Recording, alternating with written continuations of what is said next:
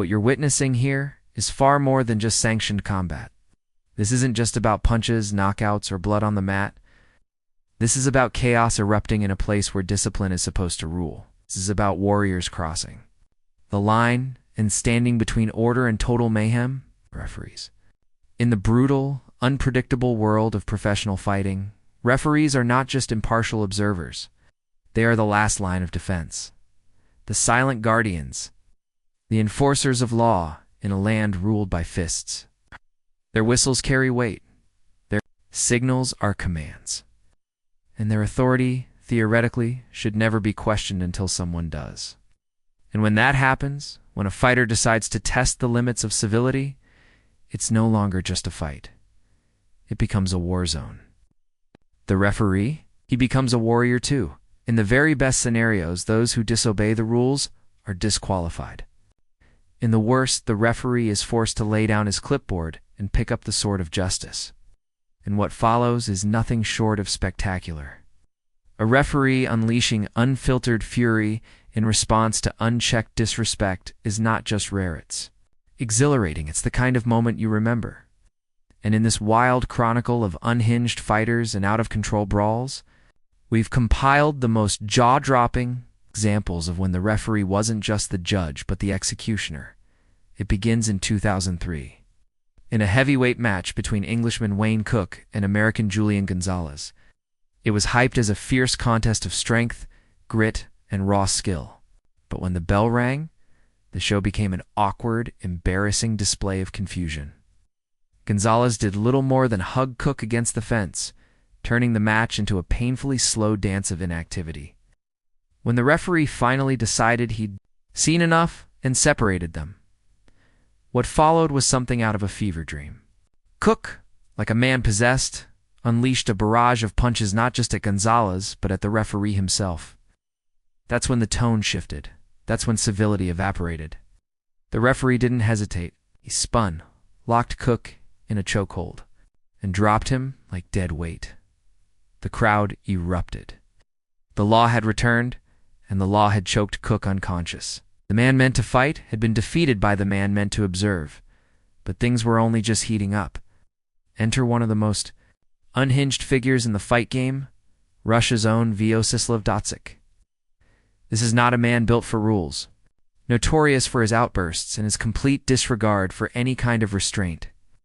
Dotsik had just finished knocking out the legendary Arlovsky. Now, standing across from him was Ramazzi Celia. It was supposed to be another easy night for the Russian wild man, but Celia was prepared. The first oddity was that only Dotsik wore gloves, a bizarre detail that hinted at how loosely regulated the bout really was. That strangeness was followed by fury as Dotsik found himself outclassed and outmatched, frustrated and furious. He tried to take the easy route, priming a dirty strike below the belt. That's when the referee intervened, but Dotsik wasn't listening. He lunged at Celia anyway, teeth bared and fists flying. The ref, realizing words wouldn't work with this madman, used force. He physically separated them, putting Dotsik in his place. What followed was poetic justice. Celia, now fully incensed, unleashed a calculated fury and finished Dotsik with a technical knockout. It was supposed to be a showcase for Dotsik. Instead, it was a reminder that no amount of aggression can replace discipline. But even after losing, Dotsik refused to learn. He tried to attack Celia again after the match ended. But the referee was ready once more, subduing the Russian beast and restoring order to the ring. Not every story is about a veteran gone rogue. Sometimes it's the newcomer who sparks chaos.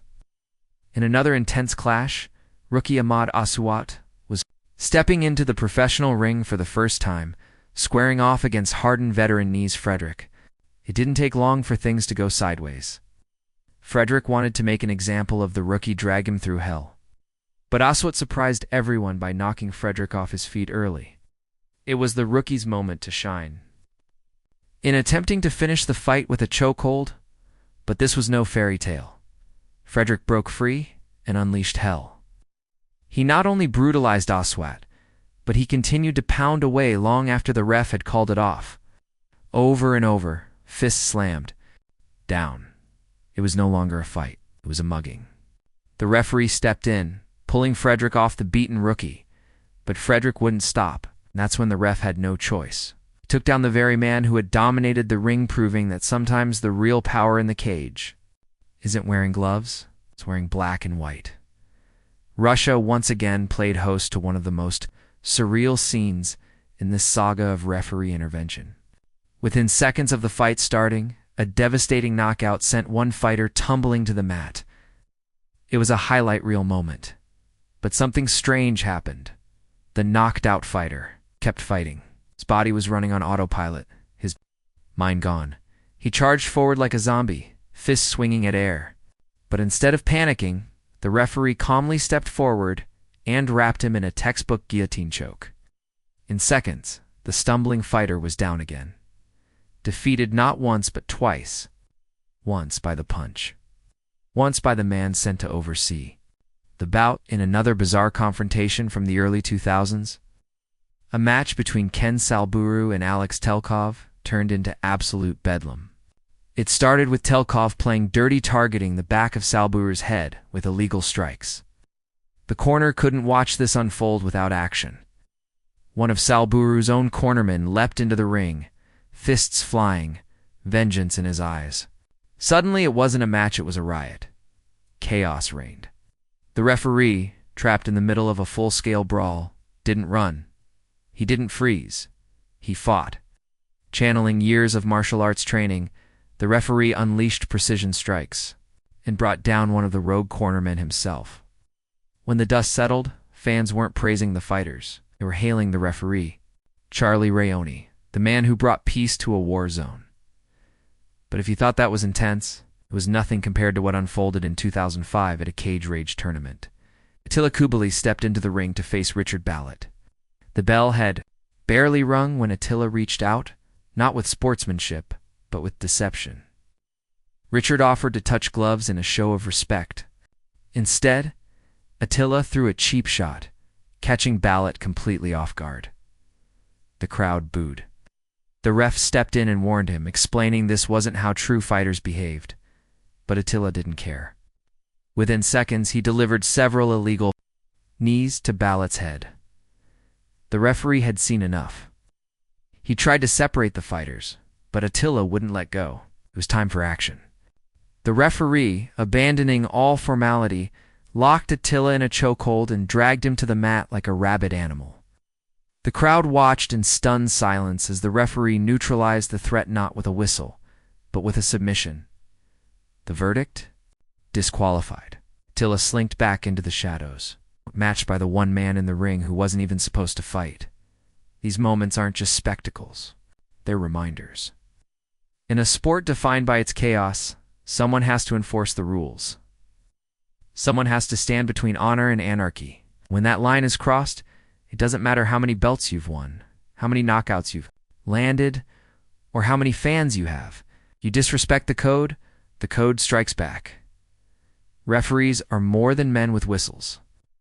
They are warriors, silent, disciplined, and often overlooked. Until the moment comes when they must act.